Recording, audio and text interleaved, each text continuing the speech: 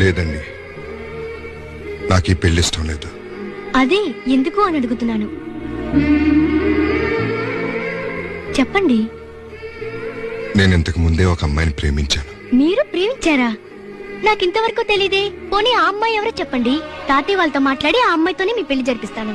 అది వీలు కాదండి. ఏ? ఆ అమ్మాయికి పెళ్ళైపోయింది.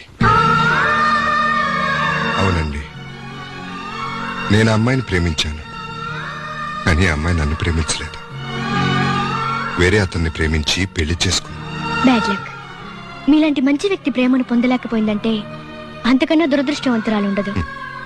కాదండి, దురదృష్టం తనది కాదు, నాది. లేకపోతే నేను ప్రేమించిన విషయం ఆమెకు తెలియకుండా ఉంటుందా?